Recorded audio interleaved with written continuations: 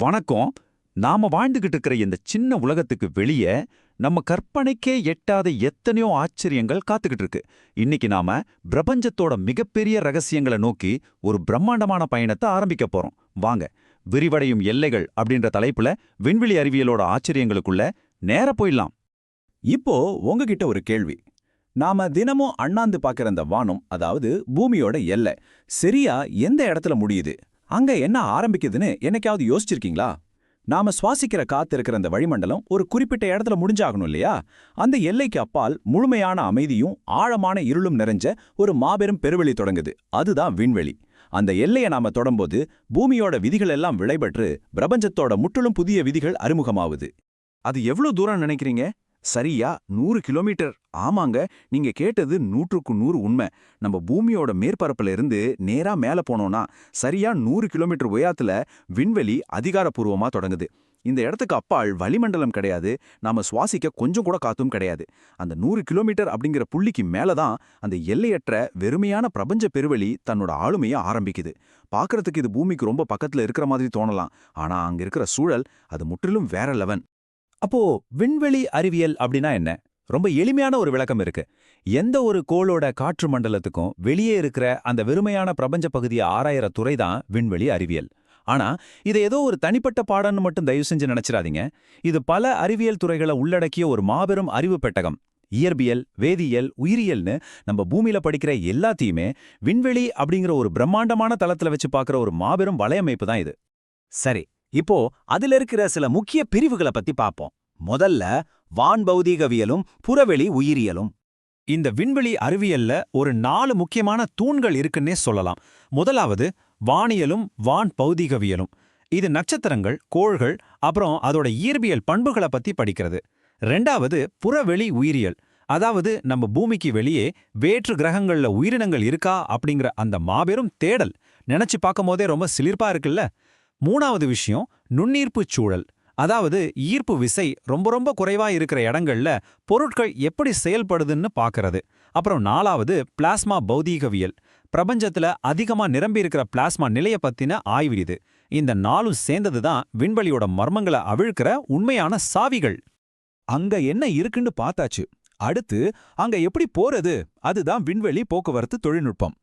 நம்ம பூமியோட அந்த அசுரத்தனமான ஈர்ப்பு விசைய மீறி ஒரு விண்கலத்தை மேல அனுப்பணும்னா நமக்கு ஏவுகணை உந்துகை, அதாவது ராக்கெட் உந்து சக்தி கண்டிப்பா தேவை. அதுக்கப்புறம் அந்த ராக்கெட்டை சரியான பாதையில செலுத்துற ஏவுகணை ஏவுதர் தொழில்நுட்பம் ரொம்ப ரொம்ப துல்லியமா வேலை செய்யணும். கொஞ்சம் பிசகினாலும் முடிஞ்சது. சரி, வெற்றிகரமா விண்வெளியை சென்றடைஞ்சாச்சு. அங்க போன பிறகு அந்த எடையற்ற சூழல்ல விண்கலத்தை நகர்த்த விண்கல உந்துகை பயன்படுத்தப்படுது. இந்த தொழில்நுட்பங்கள் மட்டும் இல்லைன்னு வச்சுக்கோங்களேன், விண்வெளி அறிவியல் அப்படிங்கிறது வெறும் ஏட்டுச்சுரைக்காயா மட்டும்தான் இருக்கும். அடுத்ததா நாம பார்க்க போற ரொம்பவே சுவாரஸ்யமான பகுதி விண்வெளி பயணமும் குடியேற்றம். விண்வெளி பயணம்னு எடுத்துக்கிட்டா அது 2 முக்கிய வகைகள் இருக்கு. இங்க பாருங்க. ஒன்னு ஆளில்லா விண்வெளி திட்டங்கள். அதாவது மனிதர்கள் போக முடியாத அளவுக்கு அதிபயங்கர வெப்பம், குளிர் அல்லது கதிர்வீச்சு இருக்கிற இடங்களுக்கு இயந்திரங்களை அனுப்பி தகவல்களை சேகரிக்கிறது. இன்னொரு பக்கம் ஆட்களுடனான விண்வெளி திட்டங்கள்.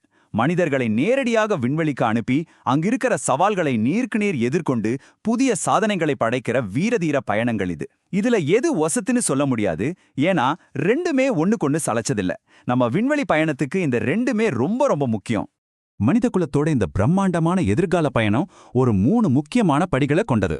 முதல் படி என்னன்னா, விண்வெளி போக்குவரத்து மூலியமா நம்ம பூமியிலிருந்து பாதுகாப்பா வெளியேறுவது.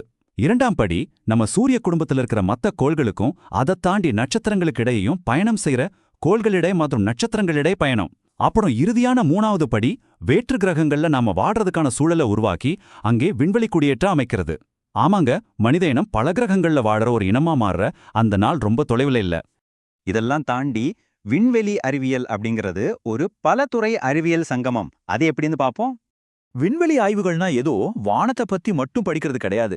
அது நம்ம பூமியில நம்ம அன்றாடம் பயன்படுத்துற பல துறைகளை மேம்படுத்துது. உதாரணத்துக்கு நுண்ணுயிர் உயிரிகளை எடுத்துப்போம்.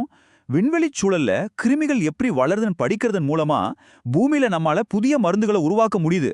அதுவே புவிச்செறிதலியல் எடுத்துக்கிட்டா மற்ற கோள்களோட பாலைகளையும் நிலப்பரப்பையும் ஆராயறதன் மூலமா நம்ம பூமியோட தோற்றம், வரலாற்றை நாம இன்னும் ரொம்ப துல்லியமா புரிஞ்சுக்க முடியுது. கடைசியா அணு பௌதிகவியல். நட்சத்திரங்களுக்குள்ள நடக்கிற அணு சேர்க்கையை புரிஞ்சுக்கிறதன் மூலமா பூமியில நமக்கு சுத்தமான அளவற்ற ஆற்றலை கொண்டு வர்ற வழிமுறைகளை அது கத்துக் கொடுக்குது. இதெல்லாம் சாதாரண விஷயம் இல்ல இல்லையா? நாம இப்போ இந்த விளக்கத்தின் இறுதி பகுதிக்கு வந்துட்டோம். ஆனா முடிக்கிறதுக்கு முன்னாடி உங்களை சிந்திக்க தூண்டுற ஒரு முக்கியமான கேள்வி. நட்சத்திரங்களை நோக்கிய இந்த மாபெரும் பயணம் நமது பூமியோட அறிவியலை வேற எந்தெந்த வகையிலெல்லாம் மாற்றியமைக்க போகுது? விண்வெளி அப்படிங்கிறது வெறும் வெற்றிடம் கிடையாதுங்க. அது முடிவற்ற வாய்ப்புகளோட ஒரு களம். நாம எந்த அளவுக்கு மேல பாக்குறோமோ அந்த அளவுக்கு நம்ம அறிவோட எல்லைகளும் விரிவடைஞ்சுக்கிட்டே போகுது.